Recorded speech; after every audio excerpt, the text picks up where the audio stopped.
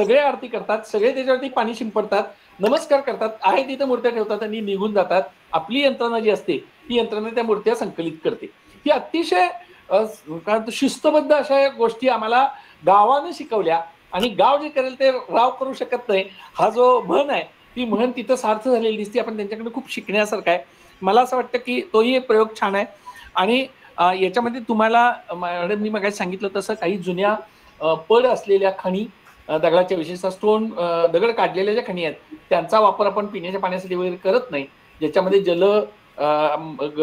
जलजीव ज्याला म्हणता येईल असे नाही आहेत फारसे, अशी ठिकाणं निवडलीत आणि ती पुन्हा पुढच्या काही टप्प्यांनी आपल्याला स्वच्छ पण करावी लागणार आहे. त्याचं भान ठेवलं तर त्याचा वापर करता येईल. तात्पुरते कुंड आपण मगाशी बघितलेत फोटोमध्ये. हे सगळे वाहतूक करायसाठी ट्रॅक्टर गाव पातळीवरती आपल्याला उपलब्ध करणं. आम्ही कोल्हापूर जिल्ह्यातल्या सगळ्या साखर कारखान्यांना विनंती केली आणि माननीय सीओ मॅडम आणि जिल्हाधिकारी महोदयांनी जर अशी विनंती साताऱ्यामध्ये सुद्धा जर केली तर साखर कारखाने आपल्याला 5-10 आपल्या आपल्या पंचक्रोशीतल्या कार्यक्षेत्रातल्या गावांसाठी उपलब्ध करून देऊ शकतात. काही दूध संस्थांनी सुद्धा त्यांचे संकलनाचे टेम्पो आम्हाला तात्पुरते देऊ केलेले असतात आणि ती मदत आम्ही घेतो. मी मगाशी म्हटलं तसं आपले ग्रामसेवक, बीडीओ महोदयांपासून शिक्षक, आशा, अंगणवाडी, कृषी विभागात काम करणारे आणि एसबीएमचे हे सगळ्यांचा इन्व्हॉल्व जशी असेल तसंच इतर जे प्रशासनातले तलाठी आणि ही जी मंडळी आहेत त्यांना सुद्धा हा न्यायालयाचा आदेश असल्यामुळे त्यांनी आपल्याला सहकार्य करणं अपेक्षित आहे. त्यांनाही आपण मिटिंगला आवर्जून बोलवा, त्यांचीही मदत याच्यामध्ये घ्यायला काय हरकत नाही. त्याच्याशिवाय तरुण मंडळ, संघटना, एनएसएस, वेगवेगळ्या महाविद्यालयाचे एनएसएसचे ट्रूप्स आपल्याला मिळू शकतात, एनसीसी चे ट्रूप्स आपल्याला मिळू शकतात, एमएसडब्ल्यूची कॉलेजेस आपल्याकडे आहेत, रयत शिक्षण संस्थेचा खूप मोठा व्याप तुमच्या जिल्ह्यामध्ये आहे. तर ते रयत शिक्षण संस्थेसारख्या जर लोकांचा याच्यात इन्व्हॉल्वमेंट जर झाली तर एक खूप वेगळं चित्र तिथं तयार होऊ शकेल. शाळा पातळीवरती हरित सेना नावाची सेना असते, त्याचे विद्यार्थी आणि त्याचे कोऑर्डिनेटर शिक्षक जे आहेत त्यांचा आपल्याला उपयोग करता येईल. याच्यासाठी प्रत्येक विसर्जनाच्या ठिकाणी आधीपासूनच फलक लावता आले, निर्माल्य आणि मूर्तीचा पर्यावरणपूरक वापर कसा करायचा तर ते करणं. आणि आईसी मी मगाशी म्हटलं तसं आत्तापासून त्याची आईसी करणं. सगळ्या शाळांमध्ये येणाऱ्या 5 दिवसामध्ये मुलांना मुलींना जर आपण सांगून आपल्या घरातल्या गणपतीचा आपण काय करायचं आहे हा मेसेज जर मुलांच्याकडनं घरापर्यंत पोहोचवला, आशा आणि अंगणवाडीच्या सेविकांच्याकडून आपण प्रत्येक घरातल्या स्त्रीला पोहोचवला आणि गाव पातळीवरती चर्चेतून पुरुषांना पोहोचवला तर हे कम्युनिकेशन चांगलं होऊ शकतं.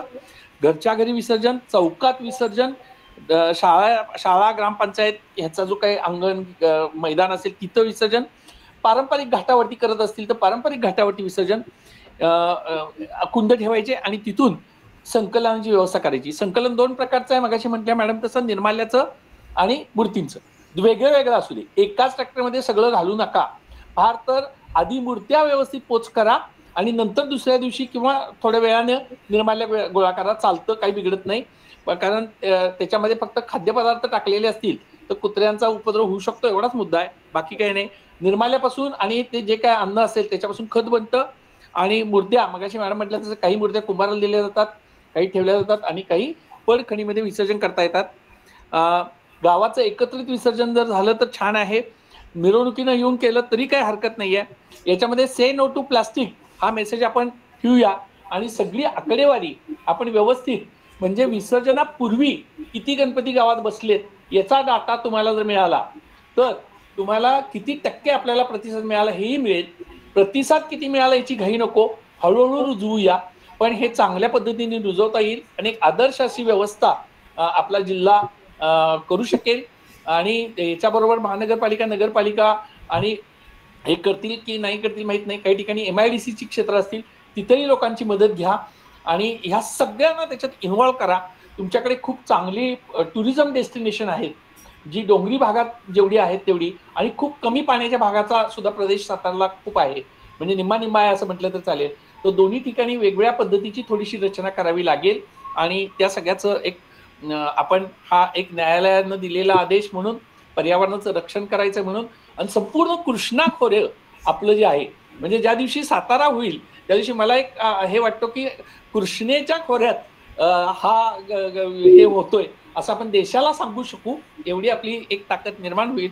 आणि पुन्हा कधी जर काही लागलं काही म्हणजे वेगळ्या काही मुद्द्यांवरती चर्चा करावी. आत्ताही आपण बोलूच, पण काही लागलं तर मी माझा फोन नंबर शेअर करेन, तर माझ्याशी संपर्क करायला हरकत नाही. आणि हे सगळं कसं चाललंय याच्याबद्दल मगाशी आमच्या नियोजनामध्ये जसं आहे तसं प्रदूषण नियंत्रण मंडळाची एक टीम, आम्ही 3 टीम करतो. जिल्हा परिषदच्या जवळपास 12 टीम असतात. तर मी स्वतः आणि माझे काही पर्यावरणात काम करणारे सहकारी आम्ही फिरतो. आम्ही किमान एक 20-20, 25-25 गावं फिरतो. सगळी गावं होत नाहीत पण. आणि हा मुद्दा केवळ नदीकाठच्या, तलावाकाठच्या लोकांसाठी आहे असं मानू नका. हा संपूर्ण आपल्याला सगळ्या डोंगरी, अगदी रिमोट एरियामध्ये सुद्धा आपण हा पोचवायचा आहे विचार, आणि हा आपल्याला यशस्वी करायचा आहे. मी तुम्ही हे एक पाऊल टाकले त्याच्यासाठी शुभेच्छा आणि अभिनंदन करतो. आणि मला बोलवून आपण याच्यामध्ये इन्व्हॉल्व केलं याच्यासाठी मी तुमचे आभार मानतो आणि थांबतो. यानंतर गट विकास अधिकारी या नात्यानं जो काही रोल आहे, म्हणजे आम्ही मुद्दे शक्यतो रिपीट होणार नाही ते पाहतोय, तर त्या अनुषंगानं मी विनंती करते आमच्या मोकाशी मॅडमला व्हिडिओ हात. नमस्कार सर्वांना. आता डेप्युटी सीओ मॅडमने आपल्याला पूर्ण जिल्हा स्तरावर, तालुका स्तरावर आणि ग्राम स्तरावर पर्यावरणपूरक गणेशोत्सव उपक्रम राबवताना ज्या काही कार्यवाही आम्ही करतोय तर त्याबद्दल सविस्तर मार्गदर्शन केलेलं आहे. त्यामुळे ते मुद्दे मी इथे रिपीट करणार नाही. मी थोडक्यात माझ्या तालुक्यामध्ये, म्हणजे हातकणंगले तालुका हा कोल्हापूर जिल्ह्यातला एक मोठा तालुका आहे, जास्त लोकसंख्येचा तालुका आहे. जवळजवळ 3.5 लाख लोकसंख्या असणारा आमचा तालुका आहे. एकूण ग्रामपंचायती 61 आहेत आमच्या तालुक्यामध्ये. तर माझ्या तालुक्यामध्ये सर्व ग्रामपंचायतीमध्ये हा मी उपक्रम राबवत असतो. तर त्याचं नियोजन हे 1 महिनाभर आधी सुरू होतं. जसं की मॅडमने सांगितलं की या पर्यावरणपूरक गणेशोत्सव उपक्रम राबवण्याचे 3 टप्पे आपण म्हणू शकतो. एक पूर्व नियोजन, एक प्रत्यक्ष उपक्रम राबवणे आणि उपक्रम पश्चात केलेली कार्यवाही. तर पूर्व नियोजनामध्ये आमच्या तालुकास्तरीय बैठका होतात. त्याच्यामध्ये सर्व HOD, सर्व ग्रामपंचायत अधिकारी असतात आणि सर्व सरपंच असतात. तर त्यांच्या बैठका घेऊन आम्ही प्रत्येक ग्रामपंचायत निहाय तिथलं सूक्ष्म नियोजन करत असतो. मॅडमने आधी सांगितल्याप्रमाणे प्रत्येक ग्रामपंचायतची माहिती आधी गोळा केली जाते त्या मीटिंगमध्ये. त्यामध्ये त्यांच्याकडे उपलब्ध असणारे जुन्या विहिरी असतील किंवा जुन्या खणी असतील, तसेच उपलब्ध असणारे म्हणजे वाहतुकीसाठी लागणारे ट्रॅक्टर, घंटागाडी, त्यानंतर कर्मचारी जे आपण नेमणार आहोत त्या ठिकाणी त्याची सगळी माहिती आपण घेतो. आणि हा यापूर्वी सांगितलं की हा उपक्रम जो आहे 2015 पासून सुरू आहे. तर गेल्या 10 वर्षापासून उपक्रम सुरू असल्यामुळे बऱ्यापैकी आता नियोजन त्यांच्याकडे आधीच तयार असतं. त्यामुळं ही सगळी माहिती त्यांच्याकडे सहजपणे उपलब्ध होते सध्या. तर ही माहिती आम्ही आधी कलेक्ट करतो आणि त्या प्रत्येक माहितीनुसार त्यांच्याशी चर्चा केली जाते तालुकास्तरीय बैठकीमध्ये. त्याच्यामध्ये ग्रामपंचायत अधिकारी आणि सरपंच त्यांनी मागील वर्षामध्ये ज्या काही उपक्रम जशा पद्धतीने राबवला आणि त्याच्यात काही अडचणी आल्या असल्या तर त्याचं सुद्धा आम्ही डिस्कशन करतो आणि त्याच्यावर उपाययोजना करण्यासाठी म्हणून आम्ही त्या ठिकाणी प्रयत्न करत असतो. जसं की माझ्याकडे हातकणंगले तालुक्यामध्ये 5000 पेक्षा जास्त लोकसंख्या असणारी गावं 38 आहेत. तर त्या गावांमध्ये नियोजन करताना आम्हाला थोडंसं अडचणीचं होतं आणि जवळजवळ 22 गावं आहेत माझी जी नदीकाठची आहेत. तर त्या नदीकाठच्या गावांमध्ये खूप मोठ्या प्रमाणात रश असते. मूर्त्यांची संख्या म्हणजे प्रत्येक घरगुती जर आपण गणपतीचा जर विचार केला तर मूर्त्यांची संख्या सुद्धा जास्त होते. मूर्त्या आम्ही ज्या संकलन करतो तर त्या जवळजवळ 25 ते 30 हजारापर्यंत मूर्त्या आम्ही दरवर्षी संकलन करतो. तर त्या मूर्त्यांचं संकलन आणि त्याचं नियोजन करताना आम्हाला मोठ्या गावांमध्ये थोड्याशा अडचणी येतात. म्हणून आम्ही त्या ठिकाणी फक्त ग्रामपंचायत कार्यकारिणीवर भर न देता तिथले तरुण मंडळ असतील, त्या स्वयंसेवी संस्था असतील, काही स्वयंसेवक असतात, तर त्यांचा सुद्धा सहभाग याच्यामध्ये घेत असतो. तर याचं पूर्व नियोजन आम्ही त्या बैठकीमध्ये संपूर्ण करत असतो. त्यानंतर जेव्हा प्रत्यक्ष अंमलबजावणी असते तर त्याच्यामध्ये घरगुती गणपतीचं विसर्जन आणि अनंत चतुर्दशीला असणारं विसर्जन या 2 टप्प्यामध्ये आम्ही प्रत्यक्ष अंमलबजावणी करत असतो. तर या अंमलबजावणी दरम्यान सुद्धा कंटिन्युअस IECचं उपक्रम राबवले जातात. त्यामध्ये आम्ही ग्रामपंचायत स्तरावर ग्रामपंचायत मार्फत सगळे दौंडी देणं किंवा प्रत्येक घरोघरी आशा आणि अंगणवाडी सेविकांमार्फत मेसेज पोहोचवणं हे करत असतो. तसेच शाळांमध्ये शिक्षक सुद्धा प्रत्येक विद्यार्थ्याला सांगून त्याच्या घरामध्ये याबद्दल माहिती पोहोचवणं या पद्धतीने आम्ही नियोजन करत असतो. तर हे केल्यानंतर ज्यावेळेला प्रत्यक्ष अंमलबजावणीची वेळ येते तेव्हा मात्र प्रत्येक ग्रामपंचायतीमध्ये आम्ही जसं मॅडमनी यापूर्वी सांगितलेलंच आहे ठिकाणं निश्चित असतात आमची. म्हणजे ज्या ठिकाणी गणेश मूर्तीचं संकलन आणि त्याचं वाहतूक करायची आहे किंवा कुठे त्याचं अंतिम व्यवस्थापन करायचं आहे, या सगळ्या जागा निश्चित असतात. तर ज्या ठिकाणी संकलन करायचं आहे तिथे आम्ही ग्रामपंचायतचे कर्मचारी सकाळी अगदी 8 वाजल्यापासून ते रात्री 10 वाजेपर्यंत त्यांची नेमणूक असते. आणि त्या जसं सांगितलं की गणेश मूर्तीचं संकलन करत असताना उदय गायकवाड सरांनी सांगितल्याप्रमाणे त्याच्यासाठी वेगवेगळे ट्रॅक्टर्स आणि निर्माल्य संकलनासाठी वेगळे ट्रॅक्टर्स किंवा घंटागाडी जे असेल ते त्या पद्धतीने नियोजन केलं जातं. कुठेही त्या मूर्तीची विटंबना होणार नाही याची दक्षता घेतली जाते. तसेच कुणाची धार्मिक भावना दुखवली जाणार नाही. बऱ्याच आमच्याकडे मोठ्या लोकसंख्येची गावं असल्यामुळे थोडेसे वाद विवाद निर्माण होण्याची शक्यता असते. तर त्यासाठी आम्ही जिथं असे यापूर्वी घटना घडलेल्या आहेत त्या ठिकाणी पोलिसांची सुद्धा मदत घेत असतो.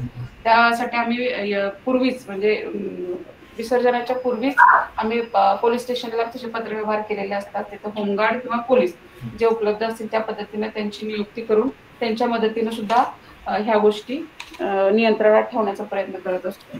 तसंच उपक्रमानंतरची जी कार्यवाही आहे ती महत्वाची आहे. म्हणजे आपल्याकडे एकदा मूर्ती संकलन संपूर्ण दिवसभरात झालं की ज्या वेळेला व्यवस्थापनाचा विषय येतो तो महत्वाचा आहे.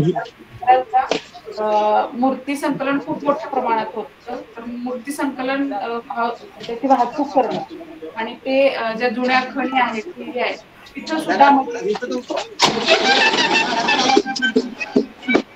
जुन्या खणी ज्या आहेत जुन्या विहिरी ज्या आहेत त्याच्यामध्ये त्याचं पुन्हा विसर्जन करणं आणि त्या ठिकाणी सुद्धा कर्मचारी नेमलेले असतात, जेणेकरून तिथं कुठली अडचण येणार नाही आणि त्याचं विटंबन पण होणार नाही अशा पद्धतीनं त्या ठिकाणी व्यवस्थापन करतो. बऱ्याच वेळेला असं होतं की म्हणजे काही ग्रामपंचायतीमध्ये आम्हाला अशा तक्रारी आल्या की आम्ही ज्या मूर्त्या देतो त्याचं संकलन करून तुम्ही त्या ठिकाणी फक्त नेऊन ठेवता, त्याचं पुन्हा फेरविसर्जन जे आम्ही करतो. तर त्याच्या अनुषंगानं बऱ्याच लोकांचं असं म्हणणं होतं की त्या मूर्ती ज्या आहेत त्याचा कुठेतरी विटंबना होते. तर तशासाठी आम्ही पुन्हा जसं की मॅडमने सांगितलं की काही कुंभार बऱ्याच आम्ही त्यांच्याबद्दल पण जनजागृती केली पण त्यांचं मत नसते किंवा ते तयार होत नाहीत या गोष्टींना, तरी देखील आम्ही काही असे तयार केलेले आहेत किंवा त्यांना वारंवार या बाबतीचं महत्व समजावून सांगू.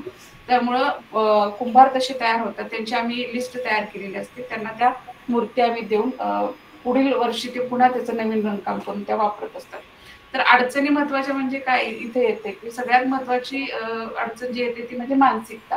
लोकांची मानसिकता जोपर्यंत बदलणार नाही तोपर्यंत हा उपक्रम राबवता येणं शक्य होणार नाही.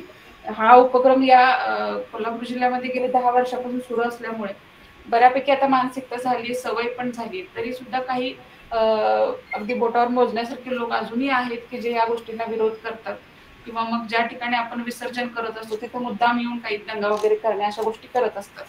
तर त्यासाठी पोलिसांची मदत घेऊन आपण ते नियंत्रणात आणू शकतो. पण हा खूप चांगल्या प्रकारे हा उपक्रम आम्ही आमच्या जिल्ह्यामध्ये आमच्या तालुक्यामध्ये आम्ही राबवत आहोत. तर मला या ठिकाणी एक व्हिडिओ म्हणून असं सांगावं वाटतं की जेव्हा आपण संपूर्ण यंत्रणा यामध्ये इन्व्हॉल्व्ह होते आणि पूर्वनियोजन आपण जर व्यवस्थित केलं असेल तर हा उपक्रम राबवण्यासाठी नक्कीच आपल्याला सगळ्यांचं सहकार्य लाभतं. आणि आता काही ग्रामपंचायती जसं की मगाशी पीपीटी मध्ये दाखवलं होतं की चंदूर ही माझ्याच तालुक्यामधली ग्रामपंचायती आहे. तिथे लोकांना इतकी छान सवय लागलेली आहे की त्यांना अजिबात कुठल्या गोष्टी सांगाव्या लागत नाही, उलट त्यांच्याकडूनच आम्हाला असे मेसेज येतात की आपलं हे सगळं नियोजनामध्ये अजून काय वेगळे पण करता येईल. जसं त्यांनी पर्यावरण म्हणजे त्यांचा त्यांनी स्वतःहून उपक्रम राबवलेला आहे की प्रत्येक घरोघरी शाडूच्या मूर्ती असतील, मातीच्या मूर्ती असतील, तो उपक्रम राबवण्यासाठी ते स्वतःहून प्रयत्नशील असतात आणि अतिशय व्यवस्थित त्या ठिकाणी नियोजन केलं जातं. माझ्याकडे शिरोली ग्रामपंचायतचं पण मगाशी तुम्हाला प्रेझेंटेशन मध्ये दाखवलेलं आहे. शिरोली कबनूर ह्या जवळजवळ 40 ते 50 हजार लोकसंख्या असणारं गाव आहे, तरी देखील त्या ठिकाणी अतिशय चांगल्या प्रकारे प्रत्येक गल्ली निहाय प्रत्येक वॉर्ड निहाय नियोजन केलं जातं. आणि स्वतः ग्रामपंचायत सदस्य याच्यामध्ये वॉर्डचे प्रत्येक सदस्यांचा इन्व्हॉल्वमेंट खूप महत्वाची असते. ते स्वतःहून त्या ठिकाणी उभं राहतात. कारण मूर्ती संकलन करण्याचा जो विषय आहे फक्त कर्मचाऱ्यांवर सोपवून त्यांना ऑर्डर दिली आणि त्यांना त्या ठिकाणी थांबवलं आणि ते संकलित करतायत त्यांचं ते चाललंय असं जर दृश्य दिसलं तरी त्याच्यावर सुद्धा लोकांचा विरोध आम्हाला जाणवलेला होता. त्यामुळे आमचे ग्रामपंचायत सदस्य सुद्धा त्यामध्ये अगदी सक्रिय सहभाग घेतात. ते स्वतः त्या ठिकाणी थांबतात. येणाऱ्या प्रत्येक व्यक्ती त्यांच्या परिचयाचा असतो, त्यामुळं त्यांना अगदी आदरपूर्वक आम्ही एक प्रशासनाच्या वतीने आमची एक नैतिक जबाबदारी म्हणून आम्ही स्वतः म्हणजे काही ग्रामपंचायतीमध्ये तर येणाऱ्या मूर्तीचं ज्यावेळेला विसर्जन केलं जातं तर बरेच कुटुंब त्या ठिकाणी त्या स्थळावर आल्यानंतर सुद्धा आरती पूजा करत असतात. तर त्याच्यामध्ये सुद्धा ग्रामपंचायतचे सरपंच सदस्य इन्व्हॉल्व्ह होतात, जेणेकरून की हा आमच्याच गावातला किंवा इतर कुटुंबाचा गणपती नाही तर हा आमच्याच घरातला गणपती अशी एक भावना निर्माण होते त्या ठिकाणी आणि त्या पद्धतीने त्यांचं विसर्जन करून घेतलं जातं. त्यामुळे तिथं कुठली धार्मिक भावना दुखावली जात नाही. एकदम आपुलकीनं त्यांना त्या ठिकाणी आपण स्वागत करतो आणि त्या मूर्ती संकलन करत असतो. त्यामुळं वेगळं वातावरण काही निर्माण होत नाही आणि बऱ्याच ग्रामपंचायतींमध्ये आता 10 वर्षापासून हे सुरू असल्यामुळे आम्हाला खूप चांगला प्रतिसाद मिळतो. आमचे सगळे सरपंच यामध्ये उत्साही असतात, सगळे सदस्य त्याच्यामध्ये इन्व्हॉल्व असतात आणि तरुण मंडळ सुद्धा आता अनंत चतुर्दशीच्या दिवशी जे विसर्जन होतात त्याच्यामध्ये तर मोठ्या सार्वजनिक गणेश मंडळाच्या मूर्ती आपल्याला विसर्जित करायच्या असतात. तर आम्ही त्यासाठी सुद्धा प्रबोधन करतोय, त्यांच्या बैठका घेतोय, त्यांना याबद्दल या नियोजनाबद्दल आणि याचे जे काही महत्व आहे जे आपण आम्ही पंचगंगा नदी प्रदूषण मुक्त व्हावी किंवा जिल्ह्यातले इतर सगळे जलस्रोत प्रदूषण मुक्त राहावे यासाठी हा उपक्रम राबवतो. याचं सुद्धा आम्ही त्यांना महत्व समजावून सांगत असतो. तर त्याचा सुद्धा प्रतिसाद आम्हाला मिळतोय की गणेश जसं मला शिवदे गायकवाड सरांनी सांगितलं की मोठे जे गणेश मंडळ आहेत त्यांच्या सुद्धा मूर्त्या फक्त म्हणजे विसर्जन करायची मूर्ती वेगळी आणि मोठ्या त्यांच्या बसवायच्या मूर्त्या शोभेची मूर्ती वेगळी अशा पद्धतीने ते बायफर्केशन केल्यामुळं तेही आम्हाला चांगले प्रतिसाद देत आहे. अजून 100% मोठ्या सार्वजनिक गणेश मंडळांकडून प्रतिसाद मिळत नसला तरी आमचे त्यासाठी प्रयत्न सुरूच आहेत आणि त्याच्यामध्ये काही स्वयंसेवक सुद्धा स्वतःहून येतात तर त्यांची आम्ही मदत घेत असतो. तर अशा पद्धतीने तालुका स्तरावरचं नियोजन आमचं अतिशय चांगल्या प्रकारे चाललेलं आहे. मी एक म्हणजे मुद्दाम परत एकदा रिपीट करते गायकवाड साहेबांची गोष्ट की तुम्ही हे सगळं करता आता सातारामध्ये सुरुवातच होणार आहे. तर बऱ्याच वेळेला हिंदुत्ववादी संघटना किंवा काही धार्मिक भावना दुखावल्या गेल्या किंवा काय होईल अशा पद्धतीचं वातावरण ग्रामपंचायतीमध्ये होऊ शकते, विरोध होऊ शकतोय. मात्र त्याच्या वेळेला म्हणजे आमच्या भूमिका यापूर्वी ज्या राहिलेल्या आहेत म्हणजे मी पण या जिल्ह्यामध्ये 2017 पासून व्हिडिओ म्हणून काम केलेलं आहे किंवा ह्या मॅडम पण पूर्वी 2017 पासून इथे काम करतात जिल्ह्यात. तर त्यावेळेला आमची भूमिका सरपंचांची ग्रामपंचायतीची हीच असते की थोडस एक पाऊल मागं आलं तरी चालेल, मात्र आपल्याला पुढच्या वर्षी पण हा उपक्रम करायचा आहे. त्याला गालबोट कुठलेही लागू नये, वादाचे प्रसंग कुठल्याही प्रकारचे निर्माण होऊ नये याची दक्षता मात्र सुरुवातीला आपल्याला सर्व म्हणजे सातारा जिल्ह्यात घ्यावी लागणार आहे. आता इथं हे रुटीन झालेलं आहे त्यामुळे इतका असा प्रश्न निर्माण होणार नाही. पण परत एकदा मी सांगते की अशी कुठे परिस्थिती निर्माण झाली तर एक पाऊल आपण मागं आला तरी सुद्धा हरकत नाही आहे, जेणेकरून पुढच्या 2 पावलं मागून पुढच्या वर्षी 4 पावलं आपण पुढे जाऊ शकू. तर ही एक सजेशन मी पुन्हा एकदा बातमीदाराला कन्व्हिन्स करा. हा आणि हा गायकवाड साहेबांनी एक आणखी सांगितले की बातमीदार जो आहे या अनुषंगानं त्यालाही थोडंसं कन्व्हिन्स करा की आपल्या बरोबर ह्या लोकांना घ्या की ह्याचं नेमकं काय होणार आहे किंवा ह्याचा उपयोग काय आहे. आणि आता बऱ्यापैकी वातावरण असं आहे की या सगळ्या गोष्टी आपण समजू शकतो. तरीही विरोधक राजकीय वातावरणामध्ये ग्रामपंचायत स्तरावर ते असतात आणि या गोष्टी होऊ शकतात. तिथे आमचे सरपंच आलेले आहेत ते स्वतः मला वाटते 2015-16 पासून ग्रामपंचायत सदस्य होते, त्यामुळे त्यांनी हा उपक्रम सुरुवातीपासून बघितलाय. नंतर त्यांना मी विनंती करते की त्यांनी सांगावं आणि त्यांना तिथं काय प्रॉब्लेम्स आले आणि त्यांनी कशा पद्धतीनं सॉल्व्ह करत आज ते सरपंच आहेत त्या गावचे तर कशा पद्धतीने करतात यावर त्यांनी बोलावं असं त्यांना विनंती. सर्वांना प्रथम नमस्कार करतो. मी दत्ता पाटील शिदनेरी सरपंच तालुका कागल. 2005 साली मी ग्रामपंचायत सदस्य झालो आणि त्यावेळी जिल्ह्यात पहिल्यांदा हा उपक्रम गणेश मूर्ती संकलन आणि निर्माल्य संकलन हा उपक्रम मी आमच्या हाती घेतला. माझे मित्र उमेश मगदूम म्हणून लेखावित्त अधिकारी आहेत, त्यांची स्वामी विवेकानंद विचार मंच आहे आणि त्या मंच आणि ग्रामपंचायतीच्या वतीनं संयुक्त विद्यमानं हा उपक्रम मी हातात घेतला. सुरुवातीला आम्हाला खूपच अल्प म्हणजे कमी प्रतिसाद मिळाला, कारण आपण 8-10 दिवस गणेश मूर्तीची पूजा आरती करतो लहानापासून थोरापर्यंत आणि सगळ्यांच्या भावना किंवा श्रद्धा त्या मूर्तीमध्ये गुंतलेल्या असतात आणि कित्येक दशके आणि कित्येक पिढ्या आपण चालत आलेल्या की ती गणेश मूर्ती विसर्जित करणे हे म्हणजे कुणालाही न पटणारा किंवा न परवडणारा त्यावेळी त्या काळातला विषय होता. पण त्यामुळं आम्हाला पहिल्या वर्षी खूपच कमी प्रतिसाद मिळाला. पण आम्ही ह्या उपक्रमामध्ये कुठेही खंडता म्हणजे कायम सातत्य आणि चिकाटी ह्या उपक्रमामध्ये आम्ही ठेवली. पहिल्या वर्षी दुसऱ्या वर्षी आम्ही काय केलं की अगोदर 2 महिने आम्ही सगळ्या मंडळांना ह्यामध्ये इन्व्हॉल्व्ह करून घेतलं, काही घटकांना ह्यामध्ये सामील करून घेतलं आणि प्रबोधन केलं की बाबा पर्यावरणाला कसं हानिकारक आहे, कशा पद्धतीनं आपल्याला ते आपण जर या गणेश मूर्ती नदीमध्ये जर आपण विसर्जित केल्या तर तेच पाणी आपण उद्या आपण पिण्यास वापरतो, हेच अयोग्य आहे असं थोडंसं आम्ही प्रबोधन केलं आणि त्यामध्ये आम्ही मला वाटते आज 2025 आहे, 20 वर्षे झाली की हा उपक्रम आम्ही राबवतोय आणि आम्ही ह्यामध्ये 100% आज यशस्वी झालोय.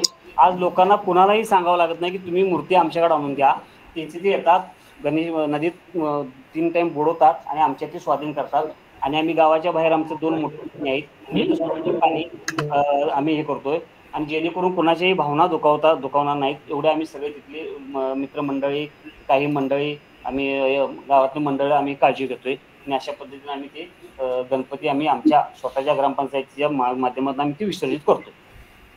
थँक्यू. त्यानंतर आमच्या वार्ड मॅडम आहेत ग्रामपंचायत अधिकारी, तर त्यांनाही त्यांच्या ग्रामपंचायत स्तरावरती जे काही नियोजन ऍज अ ग्रामसेवक म्हणून जे लागते त्या संदर्भात त्यांनी मार्गदर्शन करावं असं मी विनंती करते. सर्वांना नमस्कार. प्रथम पर्यावरणपूरक गणेश उत्सव साजरा करताना जे मार्गदर्शन मिळाले जाते ते आम्हाला जिल्हा परिषद कोल्हापूर यांच्याकडून मिळाले जाते. आदरणीय CO sir, deputy CO madam आमच्या आणि सर्वच प्रशासन आमच्या पाठीशी ठामपणे उभं असते. त्यामुळे आम्ही खाली विविध अशा प्रकारची जनजागृती करून हा उपक्रम यशस्वीरित्या पार करतोय. त्यासाठी पहिल्यांदा पूर्वतयारी म्हणून म्हणजे आम्ही आमच्या गावामध्ये जे उपक्रम राबवतोय त्याविषयी थोडक्यात सांगतोय. तर ग्रामसभा घेऊन लोकांचं प्रबोधन केलं जातंय. प्रसंगी वार्ड सभा घेतल्या जातात, सदस्यांना कन्व्हिन्स करून त्यांनाही सांगितलं जाते की पर्यावरणपूरक अशा गणेश मूर्त्या स्थापन कराव्यात. शेळकेवाडीमध्ये गेले 4 वर्ष ह्याच मूर्त्या आम्ही वापरतोय आणि त्या गाईच्या शेणापासून वापरलेल्या तयार केलेल्या असतात. आदरणीय काडसिद्धेश्वर स्वामीजींच्या मठावरून ते गाव दत्तक असल्यामुळं तिथं ते असं बिंबले की तिथूनच सगळेजण काही आता न सांगता तिथूनच मूर्त्या खरेदी करतात आणि त्याचं विसर्जन एका कुंडीत केलं जाते आणि त्यामध्ये एखादं रोप लावलं जाते.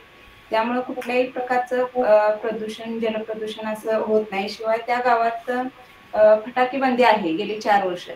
त्यामुळं कुठलाही कार्यक्रम करताना मूर्त्या जरी आणल्या, समारंभ साजरा केला जाते तेव्हा सुद्धा वाजत गाजत सांस्कृतिक पद्धतीनं किंवा लेझिम पथकाद्वारेच केलं जाते.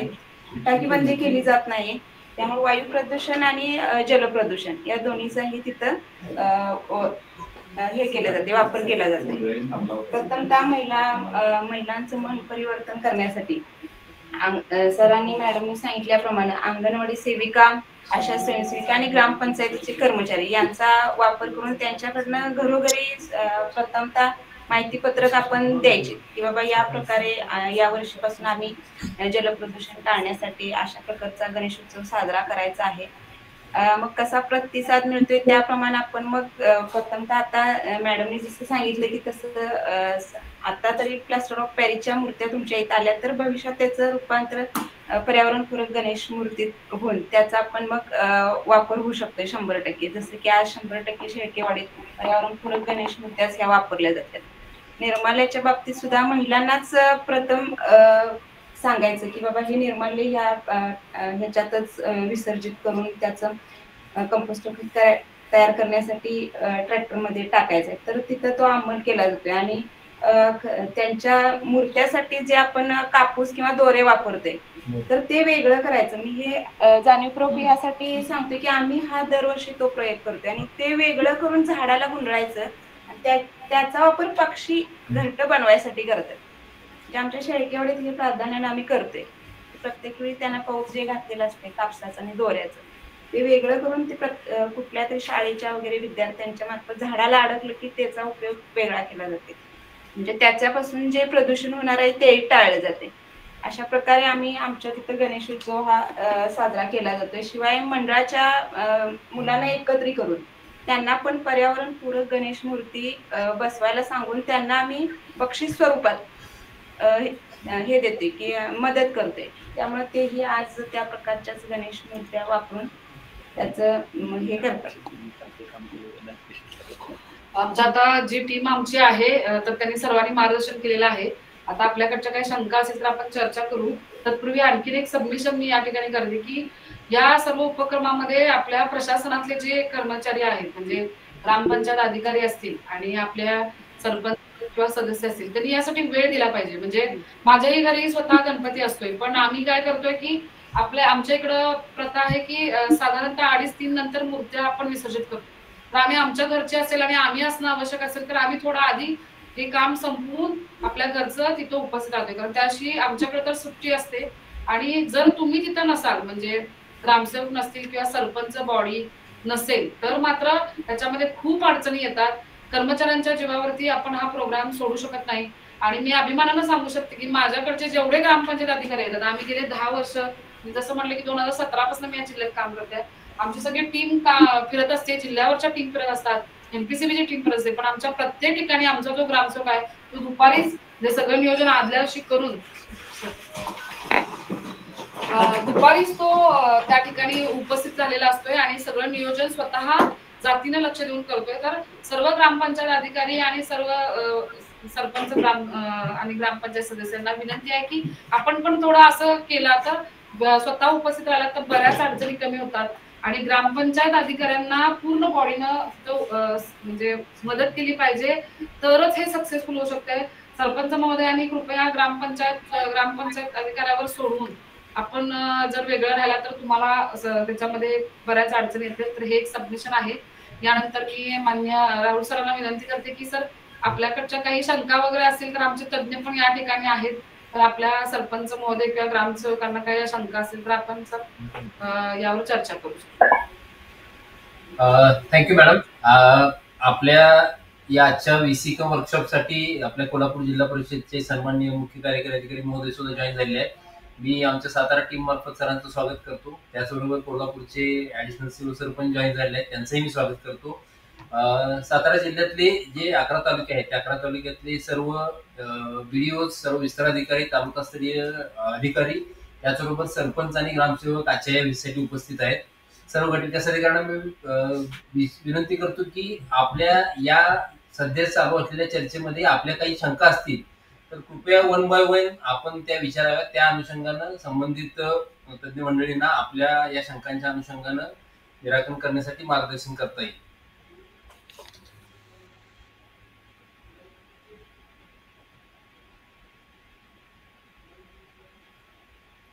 वाघमारे साहेब, व्हिडिओ खंडाळा.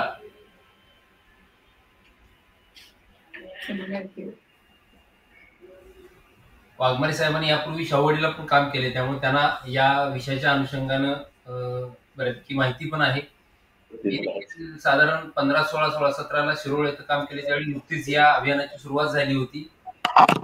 वाघमारे साहेब, काय आपल्या तिथे उपस्थित असलेले सरपंच किंवा ग्रामसेवकांच्या काही शंका असतील तर त्या प्रातिनिधिक स्वरूपात आपण जरी मांडल्या तरी हरकत नाही. इतर गट विकास अधिकाऱ्यांना पण विनंती आहे की आपल्या स्तरावर आपले जे काही सरपंच, ग्रामपंचायत अधिकारी उपस्थित आहेत त्यांच्या काही शंका असतील तर त्या प्रातिनिधिक स्वरूपात या फोरम मध्ये मांडल्या तर आपल्याला त्याच्या अनुषंगाने मार्गदर्शन मिळू शकेल. सर्वप्रथम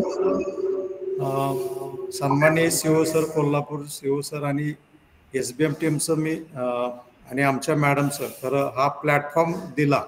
आणि आपल्या सगळ्यांनाच माहिती आहे की आता हा गणेशोत्सव आपला आता महाराष्ट्राचा उत्सव म्हणून साजरा करण्यात येणार आहे. आणि जे उदयसिंग गायकवाड सर आहे त्यांनी अत्यंत चांगल्या पद्धतीनं मार्गदर्शन केलं. माधुरी मॅम असेल किंवा मोकाशी मॅम असेल, कारण की हा कार्यक्रम अत्यंत तसा सेन्सिटिव्ह आहे. आणि गेले 2015 पासून ते आज अखेरपर्यंत कोल्हापूर जिल्ह्यामध्ये अत्यंत चांगल्या पद्धतीनं हा कार्यक्रम राबवला जातो. किंबहुना तोच म्हणजे मी तिथं पार्ट असल्यामुळं मी गेले 2 वर्षसुद्धा आम्ही त्या पद्धतीनं खंडाळ्यामध्ये काही गोष्टीचं उहापोह करून त्या पद्धतीनं कामकाज करण्याचा प्रयत्न सुद्धा केलेला आहे. इव्हन माझ्या पंचायत समितीची गणेश मूर्तीचं सुद्धा विसर्जन आम्ही त्याच पद्धतीनं पंचायत समितीच्या आवारामध्ये पाईल ठेवून किंवा ते काय त्याला म्हणतात तो माठ ठेवून त्यामध्ये आपण पर्यावरणपूरक विसर्जन करतो. माझी फक्त एक सर्वांना विनंती आहे की आपण सातारा जिल्ह्यामध्ये अत्यंत चांगल्या पद्धतीने इनोव्हेटिव्ह पद्धतीने प्रत्येक गोष्टीमध्ये आपण आता काम करण्याचा सन्माननीय नागराजन मॅडमच्या मार्गदर्शनासाठी आपण काम करतोय. तर एक चांगला उपक्रम आपण सगळ्यांनी करावा आणि जे काय आता आपल्याला गाईडलाईन्स दिलेले आहेत, कोल्हापूर टीमने अत्यंत गाईडलाईन्स दिलेत. मला वाटतं मला आठवण पण आली की प्रिया मोरे सुद्धा त्या पार्ट होत्या चांगल्या पद्धतीनं, किंवा त्या तत्कालीन सर्व अगदी मित्तल सरांच्या पासून सगळ्यांची आठवण आली. तर त्या पद्धतीनं फार हा सेन्सिटिव्ह कार्यक्रम आहे आणि चांगल्या पद्धतीनं जे काय आपल्याला रेडी रिकनर सातारकरांना आपल्याला फीडबॅक दिलेला आहे, तर त्या पद्धतीनं आपण या जे काय आपल्याला सांगितलं मार्गदर्शन केलेलं आहे त्या पद्धतीने निश्चित सातारकर सुद्धा कोल्हापूर बरोबर कामकाज करतील अशी अपेक्षा व्यक्त करतो. आणि पुन्हा एकदा कोल्हापूर टीमचं आणि आमच्या खास करून मॅडमचं हा प्लॅटफॉर्म उपलब्ध करून दिल्याबद्दल मी धन्यवाद देतो. थँक्यू. व्हिडिओ कराड प्रताप पाटील, आताच्या या चर्चेच्या अनुषंगानं काय अडचणी येऊ शकतील असं आपल्याला जर वाटत असेल तर ते कृपया आपण मांडाव्यात.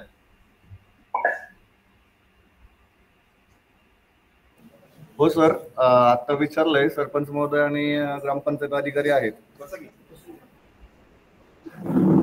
आपल्या काही आहेत कुणाच्या अडचणी, काही शंका याच्याबद्दल विचारायचं काही?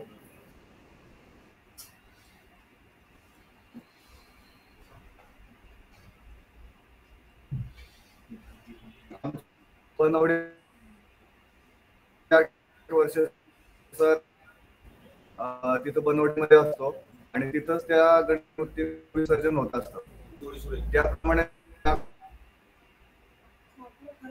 मोठ्या ग्रामपंचायती तिथेही तो सर्व उपक्रम आम्ही राबवतोय आणि निर्मल कलश त्या ग्रामपंचायतीमध्ये आम्ही ठेवण्याच्या तशा सूचना सगळ्यांना.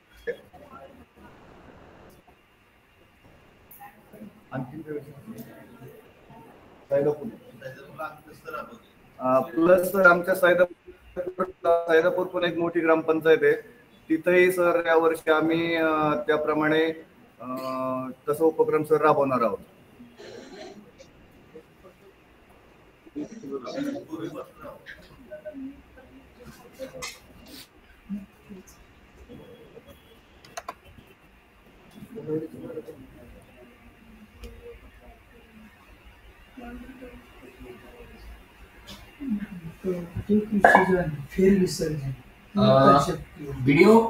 व्हिडिओ खटाव कदम साहेब. सर नमस्ते. आजच्या पर्यावरणपूरक जी कार्यशाळा किंवा मार्गदर्शन कार्यशाळा आपण आयोजित केली त्याबद्दल सर्वप्रथम मी आपल्या मुख्य कार्यकारी अधिकारी मॅडम, कोल्हापूर कार्यकारी अधिकारी सर आणि कोल्हापूरचे संपूर्ण आम्ही आभार व्यक्त करतो. सर कार्यशाळेमध्ये बरेचसे मुद्दे आम्हाला समजले आणि त्या दृष्टिकोनातून आम्ही नियोजन करतो. एक शंका सर अशी होती की कोल्हापूरमध्ये किंवा त्या भागामध्ये नदी आहे किंवा ज्या जुन्या कायली किंवा जुन्या खाणी आहेत किंवा विहिरी आहेत, परंतु काही गाव अशा असू शकतात की बाबा त्या मूर्ती संकलन करू शकतात, परंतु जिथं जुन्या विहिरी नसतील आणि मग आपण मूर्ती संकलन केलेल्या त्यांचं विसर्जन करण्याच्या दृष्टिकोनातून अशी कुठली टीम आहे किंवा त्या मूर्तींवर एकत्रित करून आपण जिल्ह्याचं किंवा तालुक्याचं देऊ शकतो असा काही प्रयोग कोल्हापूरमध्ये झालाय का, जिथं जुन्या विहिरीत आपण विसर्जन करू शकत नाही, अशा साईट अवेलेबल नाही? अगदी अपेक्षा प्रश्न मी जर कोणी ना तर मीच विषय काढणार होते हा. आता हे म्हणताय ते बरोबर आहे, प्रत्येक गावामध्ये काय अशी पर्यायी व्यवस्था असेलच असं नाही आहे. तर आमच्याकडं आम्ही काय करतो, आता आमचं गगनबावडा आहे, तर तिथं गगनबावडा ग्रामपंचायतीच्या हद्दीमध्ये एक तळ आहे जे वापरात नाही आणि तुम्ही ज्यावेळेला कोकणात जाता तेव्हा येता जाता ते सुंदर तळ तुम्हाला बघायला मिळते. तर आमच्या त्या भागातल्या जेवढ्या एक 10-12 ग्रामपंचायती आहेत लागूनच्या, तर सगळेजण त्या ठिकाणी मूर्ती आणतात. मग कारण हे जे आहे की प्रत्येक ठिकाणी आपल्याला अवेलेबल होणार नाही. आता त्या ठिकाणी मग तिथला कारखाना जो आहे किंवा कुणीही लोकप्रतिनिधी असतील तर ते स्पॉन्सर पण करतात यासाठी की आम्ही गणेश मूर्त्या नेतो. फक्त विषय काय होतो की मग तो काहींच्या मूर्त्या ह्या दुसऱ्या दिवशी पण येतात, तर ते रात्रभर मूर्ती व्यवस्थित ठेवण्याची जबाबदारी मात्र ग्रामपंचायतची आहे आणि त्यांनी ते व्यवस्थितपणे करतात. तर असंही तुम्हाला करता येईल जसं आणखी सांगते मी, कोल्हापूरमध्ये पण आमची इराणी खण आहे. आमच्याकडे एकही मूर्ती नदीकडे जात नाही. म्हणजे आम्ही लहानपणापासून बघत आलो की आम्ही नदीवर गणपती बघायला जायचो विसर्जनाची मिरवणूक, पण गेल्या 4-5 वर्षांमध्ये आमची एकही मूर्ती नदीकडे नाही. पूर्ण आमची जी मिरवणूक आहे ती कॉर्पोरेशनची इकडे इराणीकडे जाते. आणि आमच्या आजूबाजूला ज्या आमच्या ग्रामपंचायती आहेत, शहरा बाजूच्या मोठ्या ग्रामपंचायती आहेत, त्या पण बऱ्यापैकी त्यांच्या सार्वजनिक मूर्त्या आणि इतर मूर्त्या ज्या असतील तर त्या सुद्धा त्या इराणी खणीमध्ये जातात. म्हणजे जवळपासचा जो तुम्हाला स्रोत अवेलेबल आहे तो तुम्ही तिथं उपलब्ध करून घेऊ शकता. तर त्यासाठी मग तुम्हाला फक्त ट्रान्सपोर्टची व्यवस्था आपल्याला करावी लागणार. आणखी एक मुद्दा म्हणजे याला जोडून की कृत्रिम कुंड किंवा तलावाची निर्मिती करायचा GR आपल्याला आहे. म्हणजे आपल्याला 1 ऑगस्ट 25 जो GR आहे म्हणजे कृत्रिम तलावाचीच निर्मिती करा म्हणते. म्हणजे जसं आपण शेततळ करतो, वनराई बंधारा किंवा शेततळ्याच्या ज्या संकल्पना आहेत तशी कमीत कमी खर्चामध्ये JCBचा वापर करून एक कुंड वजा हे करणं, त्याच्यामध्ये पाणी साठवता येईल अशी जागा निवडणं आणि नंतर त्या मूर्त्या कदाचित ते पाणी आटण्याची शक्यता आहे, त्यापूर्वी त्या विरघळलेल्या असलेल्या कराव्या लागतील. किंवा त्याच्यावरती मग आम्ही काय केलं होतं की काही 1-2 ठिकाणी असा प्रश्न आला, पाणी आटून गेलं, पाजून गेलं, काय करायचं, तर त्याच्यावरती मग झाडाच्या फांद्या आणि थोडस गवत झाकून ते काही दिवस तसं ठेवायचा प्रयत्न केला.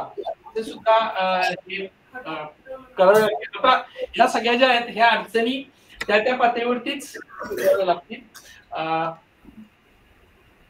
ते एकच विषय बोलतो याच्यामध्ये, मी हा विषय मी स्वतः बघितलेली आहे त्यामुळे मी बोलतो. चांगला प्रश्न तुम्ही विचारला.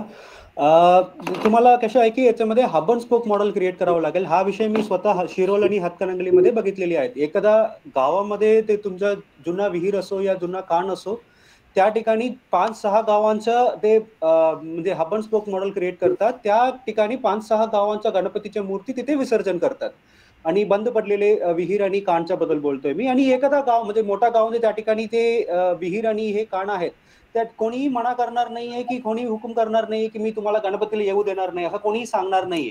त्यामुळे हा विषयासाठी जे काय रिसिव्हिंग विलेज आहे ते त्यामुळे तिथे त्यांना म्हणजे बऱ्यापैकी सहभाग भेटते. त्यामुळे तुम्ही हब अँड स्पोक मॉडेल तुम्ही त्या ठिकाणी वापर करू शकता. Thank you sir.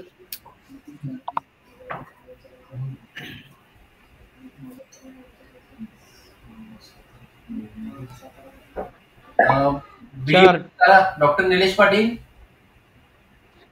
निलेश, आपल्याकडे ग्रामपंचायतींची संख्या आहे मोठी, त्याचबरोबर त्यांचा परिसर आहे. येस सर, ज्या जवळपासच्या ग्रामपंचायती आहेत सर आता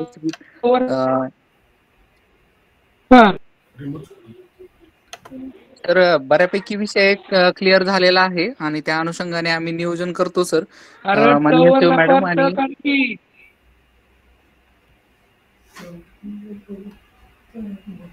सर बऱ्यापैकी विषय क्लिअर झालेला आहे. माननीय सीओ मॅडम आणि माननीय कोल्हापूर सीओ सर यांच्या मार्गदर्शनाखाली जी मीटिंग आज लावलेली सर, तर त्याच्यामध्ये बरेचसे विषय क्लिअर झालेले आहेत.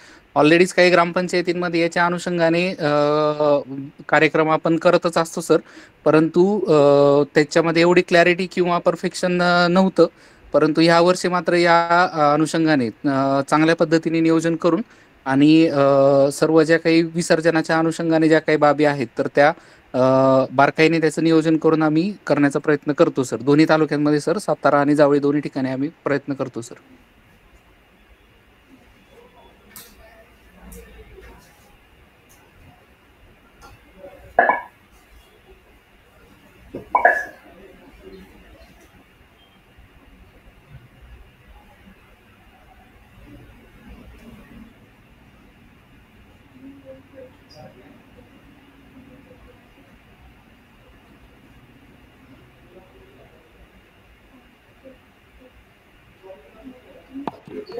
ठीक आहे, सर्वांना नमस्कार.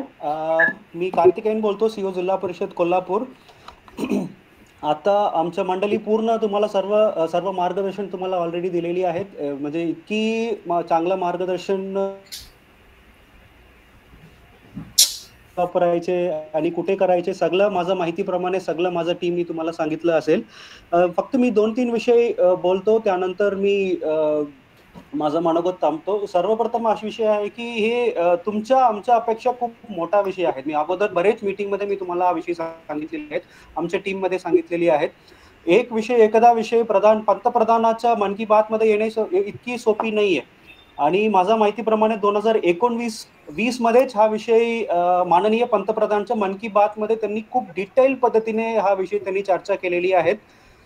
आणि आमच्याच इंटरव्ह्यूला सुद्धा, मुलाखतीला सुद्धा, माझा आणि मॅडमच्या मुलाखतीला सुद्धा हा विषय बऱ्यापैकी ऍक्च्युअल मुलाखती या मॉक इंटरव्ह्यू मध्ये पण हा विषय आम्हाला विचारला गेलेली आहे. त्यामुळे तुमच्या आमच्या अपेक्षा हा विषय खूप मोठा विषय आहे आणि हा विषय कोल्हापूरतून सातारामध्ये त्यांनी अंमलबजावणी करण्यासाठी सर्व मोठा पाऊल उचललेले आहे. त्याच्यामध्ये सर्वप्रथम मी सातारा जिल्हा परिषदला आणि खास करून सीए मॅडमला मी अभिनंदन करतो इतकी चांगल्या पद्धतीने नियोजन केल्याबद्दल. एक दुसरा विषय असा आहे की हे पूर्णपणे पीपल्स मुवमेंट आहे. ते आपण नॉर्मली आमच्या प्रिपरेशनमध्ये आमच्या बातमीमध्ये आम्ही वाचतो. एखादा विषय आम्ही टॉप डाऊन केला असेल, म्हणजे वरून आम्हाला आदेश दिला असेल, तर याच्यामध्ये 10% या 20% पालन होत आहे. त्यानंतर आम्ही पाठपुरावा करतो.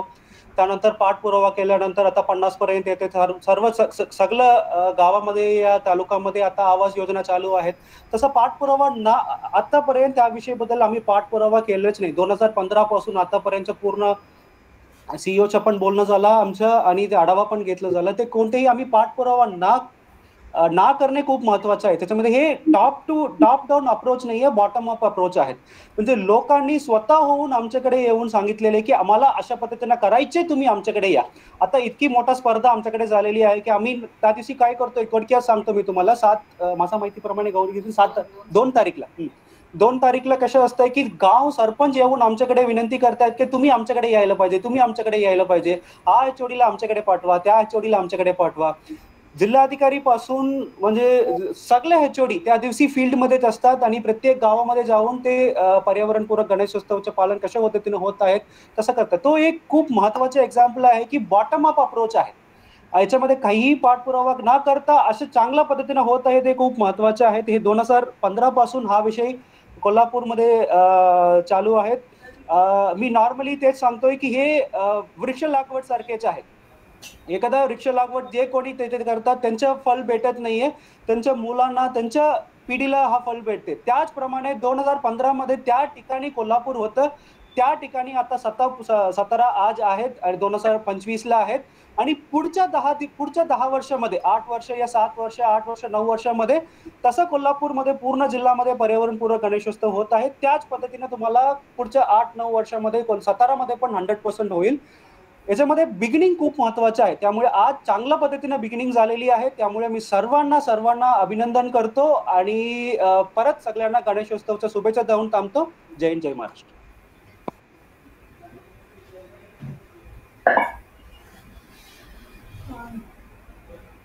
नमस्कार सर्वांना.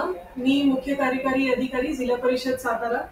सर्वप्रथम उपस्थित आजच्या बैठकीमध्ये उपस्थित सगळ्याचा स्वागत तर आहेतच, अभिनंदन. आणि खासदार मी कोल्हापूरची जी टीम आहेत, माननीय सीओ साहेब, ॲडिशनल सीओ साहेब, पारिक मॅडम, मोकाशी मॅडम, गायकवाड साहेब, आपले सरपंच दत्तात्रय साहेब, आपले ग्रामपंचायत अधिकारी मॅडम, तुम्ही सगळ्याचा पूर्ण जिल्हा परिषद आणि पूर्ण साताराच्या वतीने मी धन्यवाद देते की आज आणि इव्हन आज जो उपस्थित आमचे सर्व BDOs, विस्तार अधिकारी, ग्रामपंचायत अधिकारी आणि सर्व सरपंच. आज आमच्या साताऱ्यात खूप पाऊस चालू आहे आणि सुट्टीचा दिन असताना पण आणि भरी पावसात पण आपण सर्वजण एकत्रित आलेलो आहे, आपल्या बाप्पासाठी आलेलो आहे. याचा मी सगळ्यांना धन्यवाद देते. बघा, वर्षातील एक परत हे अद्भुत काल आहे जेव्हा आम्ही आपल्या बाप्पाला घरी आपल्या घरी निमंत्रण करतोय, आपल्या घरी आणतोय. हे गणेशोत्सव साजरा करणं, गणेशोत्सव गणपतीच्या आपल्या घरी आणणं, स्वागत करणं, पूजा करणं आणि त्यानंतर प्रेमाने विसर्जन करणं, ही आपल्या महाराष्ट्राच्या आणि मराठी माणसाच्या एक संस्कृती आहे. आपला एक आयडेंटिटी, आपला जो ओळख आहे आपला हे निर्माण झालेलं आहे. आम्ही पिढी दर पिढी वर्षानुवर्ष शतकापासून हे करत आलेलो आहे आणि पारंपरिक वतीने करत आलेलो आहे. काही पारंपरिक आपलं बिलीफ असतात, परंपरा असतात, याच्यात आता मॉडर्न आधुनिक कालचा जो ऍडव्हान्समेंट आहे याच्यापासून वंचित राहिलेला नाही. मॉडर्न कालमध्ये आपल्या आधुनिक बरेच गोष्टी आहेत जो चांगल्या आहेत, पण बरेच अशा पण गोष्टी आहेत जो अननोईंगली किंवा अननेसेसरली पण याच्यात आमच्या परंपरामध्ये असं इन्व्हॉल्व्ह झालेलं आहे, प्रवेश झालेला आहे. याचं एक उदाहरण आहे आपला जो भक्ती आहेत, आपलं भक्ती तसेच आहे जसं शतकोपासून चालत आलेलं आहे. भक्ती तसेच आहे, आपली श्रद्धा तसेच आहे. पण बरेच अशा विषय आहेत, वस्तू आहेत जशा की आपला प्लास्टिक आहे, प्लास्टिकच्या माला आहेत, रासायनिक रंग आहेत, सिंथेटिक कलर्स आहेत, तसेच इव्हन जो जास्त साऊंड सिस्टम्स आहेत, असं बरेच अशा गोष्टी आहेत जो हे नवीन गोष्टी आहेत आणि याच्या अनुषंगाने पण आम्हाला काही नियोजन करावं लागेल. आपलं पारंपरिक असतात तरी पण आपलं हे जे विषय आहेत याच्या कारणमुळे आपल्या भक्तीसोबतच आपलं पर्यावरण पण कशा प्रदूषित होऊ नये आणि इव्हन आपलं जो आरोग्य आहे हे पण कशा हानिकारक होऊ नये याचं पण नियोजन करायचं. तर बरेच गोष्टी आता आपल्या कोल्हापूरची टीमनी आम्हाला सांगितलं. खूप लहान लहान गोष्टी आहेत बघा. आपला दालनात आपला विसर्जन आहे, एक गावी एक गणपती आहे, असं बरेच लहान लहान गोष्टी आहेत. जास्त आम्ही मातीच्या किंवा पर्यावरणपूरक हे असं मूर्ती कशा वापरू शकतोय. बरेच गावाच्या पण उदाहरण दिले जिथे ते पूर्ण 100% मातीच्या आणि काहीच रंगरंगोटी पण न करता असा पूर्ण मूर्ती हे करतात. बरेच गाव आहे जिथे ते असा एक्सचेंज करतात. हे एवढा अद्भुत संकल्पना आहे, याचा आम्ही कधी विचार पण केलेला नाही. गाव असं मूर्ती एक दुसऱ्यांना असं एक्सचेंज करतात जेणेकरून प्रदूषण कमी करता येईल. अशा विविध गोष्टी आहेत. त्याच्यासाठी सर्वप्रथम तो मी कोल्हापूर टीमचा धन्यवाद देते. आणि हे आता आपण हे एक पाऊल उचलतोय की हे आपण साताराला पण करायचंय. लहान लहान गोष्टी आहेत आणि ही बघा आजची जो आपली मंडळी आहेत, आपल्या आज सर्व सरपंच, माननीय सरपंच आणि ग्रामविकास अधिकारी, ग्रामपंचायत अधिकारी सर्व आज उपस्थित आहेत. बघा आम्ही लोकांना आवाहन करू शकतोय, आम्ही आईसी जनजागृती करू शकतोय. पण आपण जो पोझिशनवर आहात, तुम्ही जो पोझिशनवर आहात, यात तुमच्याकडे एक संधी आहे की सातारामध्ये पण 100% पर्यावरणपूरक गणेशोत्सव कशा करता येईल. आव्हान आम्ही करू की तुम्ही चला घरोघरी करूया, हे करूया, आपण सार्वजनिक ठिकाणी करूया. पण याच्यासाठी जो सुविधा आहेत हे पण उपलब्ध करून द्यायची जबाबदारी आपल्यावर आहे. तर याच्यासाठी तुम्ही काय करू शकता, जसं पूर्वतयारीसाठी आता तुमच्या गावाच्या सर्व लोकांना याच्यात इन्व्हॉल्व्ह करायचे. तुमच्या शाळामध्ये शिकणारे विद्यार्थी असो, तुमच्या शिक्षक असो, तुमची तरुण मंडळी असो, तरुण मंडळी खूप ऍक्टिव्हपणे काम करणार आणि त्याचा पूर्ण शक्ती आपण बघितलेला आहे. कोल्हापूरमध्ये पण खूप छान पद्धतीने त्यांनी वापर केलेला आहे. आपली अंगणवाडी सेविका, आशा सेविका, लोकप्रतिनिधीची जो शक्ती आहे, त्यांचा जो ताकद आहे, तो सर्व जास्त आहे की तुम्ही लोकांना समजवू शकतोय, तुम्ही लोकांना सांगू शकतोय की असं आम्ही पर्यावरणपूरक गणपती करण्यामागे आपला आरोग्याचा तो आहेतच, काळजी आहेतच, आपला निसर्ग आणि आपला गणपतीने जो तयार केलेला जो निसर्ग आहे त्याच्या संरक्षणासाठी आहे ती. तर अशा पद्धतीने सर्व लोकप्रतिनिधी मान्यवरांना इन्व्हॉल्व्ह करायचे. आजी माजी पदाधिकारी सर्व गाव पातळीपर्यंत आम्ही वरच्यापर्यंत सगळ्यांना निमंत्रण करायचे आणि हे पर्यावरणपूरक गणपतीमध्ये सहभागी होण्यासाठी त्यांना पण त्याचे सहकार्य आपल्याला लाभायचे. तसेच आपले जे अधिकारी आहेत, आपले ग्रामविकास अधिकारी आहेत, ग्रामपंचायत अधिकारी आहेत, सगळ्यांना कशा आपण कृत्रिम तलाव कशा करायचे, कुठे करायचे आणि त्याचं पूर्ण नियोजनाचा एक रिपोर्टिंग स्ट्रक्चर तुम्हाला दिलेला आहे की एक जुना काहीच विहीर आहेत का किंवा हे कुठे तुम्ही खड्डा खोदता येईल का, अशा पण बघायचे आहे की खड्डा खोदला मग परत असं ग्राउंड मध्ये असं पेनिट्रेट होऊ नये, कारण रासायनिक आहे त्याच्यात पण तुम्हाला प्लास्टिक लाईनिंग करून कशा पद्धतीने करायचे पूर्ण तांत्रिक बाबी आम्ही तुम्हाला हे देणार आहोत. आणि तसेच हे निर्माल्य जे आहेत असं नाही की तुम्ही एक ठिकाणी जमा करून मग त्याचा काहीच वापर होणार नाही असं पण करायचं नाही. हे निर्माल्य जे आहे ते दान द्यायचे. मग दान घेणारे कोणी कुंभार बंधू आहेत का किंवा इतर संस्था आहेत का ज्याच्या माध्यमातून हे निर्माल्याचं पण आम्ही शेवटपर्यंत नियोजन करू शकतो. असं पूर्ण नियोजन पूर्वतयारी आमच्या हे प्रथमतः आहेत आणि आता 5-6 दिवसच राहिलेला आहे. तर पूर्व तयारीचा जो शीट आहे तुम्हाला शेअर केलेला आहे.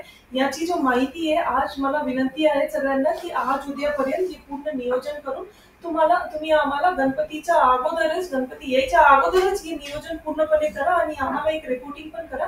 आणि त्यानंतर 1.5 दिवस 3 दिवस 5 दिवस 10 दिवसाने जो विसर्जन असतात त्याचं पूर्ण नियोजनचं पण एक सेपरेट रिपोर्टिंग केलेलं आहे. असं तुम्ही पूर्ण आमचं सहकार्य करा.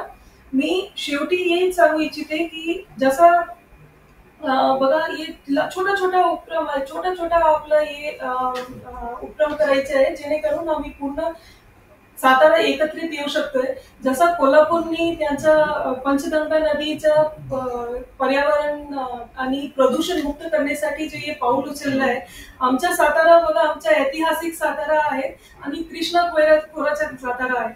मग चला सर्व सातारकरांनो, तुम्हाला सगळ्यांना मी आवाहन करते आणि विनंती करते की आपला कृष्णा, कोयना, वेण्णा, गायत्री, सरस्वती आणि तसेच नीरा आणि मानगंगा हे सगळ्याच्या नदीचं संरक्षण आणि स्वच्छतासाठी आम्ही सगळेजण पुढे येऊया. आणि यंदा 2025चा जो गणपती आहे, हे गणेशोत्सव जो आहे, पर्यावरणपूरक गणेशोत्सव करूया आणि एक शपथ घेऊया की गणपती बाप्पा मोरया, पर्यावरणपूरक मंगलमूर्ती मोरया, अशा शपथ करूया. आणि असं मी अपेक्षा करते की तुम्ही सगळेजण याच्यात सहभागी होणार. आणि तसेच कोल्हापूर आणि आपल्या साताराच्या सर्व लोकांना मी धन्यवाद देते आणि इथेच थांबते. जय हिंद, जय महाराष्ट्र. धन्यवाद मॅडम. पर्यावरण पूरक गणेशोत्सव 2025 2015 पासून कोल्हापूर याच्यामध्ये मोठ्या प्रमाणात काम करते. आता कोल्हापूरकरांच्या मदतीनं सातारा ही याच्यामध्ये कामकाज करणार आहे. त्या अनुषंगानं आयोजित आजच्या या VC तथा कार्यशाळेसाठी संपूर्ण कोल्हापूर टीमचे लीडर सन्माननीय Kartikeya sir, additional CO sir, Joshi sir, त्याचबरोबर परीट मॅडम, मोकाशी मॅडम, आदरणीय गायकवाड सर, आमचे सरपंच महोदय, पाटील महोदय आणि त्याचबरोबर आमच्या सहकारी ग्रामपंचायत अधिकारी, या सर्वांनी अतिशय चांगल्या पद्धतीनं आम्हाला मार्गदर्शन केले. आपल्या मार्गदर्शनाच्या आधारे आणि इथून पुढच्या ज्या वेळी आम्हाला गरज पडेल त्यावेळी आपल्याला आम्ही संपर्क करू. या सर्वांचंही मी पूर्ण सातारा टीम मार्फत आभार व्यक्त करतो. त्याचबरोबर आजच्या या VC साठी शॉर्ट नोटीसवर सर्व सरपंच महोदय, सर्व गट विकास अधिकारी, सर्व विस्तार अधिकारी, तालुकास्तरीय सर्व अधिकारी, त्याचबरोबर सर्व ग्रामपंचायत अधिकारी इथे उपस्थित झाले. आपण सर्वांनी आजच्या या चर्चेत सहभाग घेतला. फार महत्वाच्या गोष्टी आपण ग्रहण केल्या, ज्याचा उपयोग आपण पुढच्या 15 दिवसांमध्ये करण्यासाठी प्रयत्न करणार आहोत. आम्हालाही जाणीव आहे की ही सुरुवात आहे, परंतु कुणीतरी सुरुवात केल्याशिवाय त्याचा चांगला शेवट होत नाही. त्या अनुषंगानं आपण सर्वजण या सुरुवातीचे साक्षीदार होऊया आणि अतिशय चांगल्या पद्धतीनं प्रत्येक गावामध्ये याच्या अनुषंगानं काय काय कामकाज होऊ शकेल हे आपल्याला बघायचं आहे. त्या अनुषंगानं या क्षणापासून आपल्याला नियोजन करायचं आहे. पुन्हा एकदा आपल्या सर्वांचं इथं उपस्थित झाल्याबद्दल मी आभार व्यक्त करतो आणि आपल्या सन्माननीय मुख्य कार्यकारी अधिकारी महोदय यांच्या मान्यतेनं आजची ही बैठक तथा कार्यशाळा संपली असं जाहीर करतो. धन्यवाद.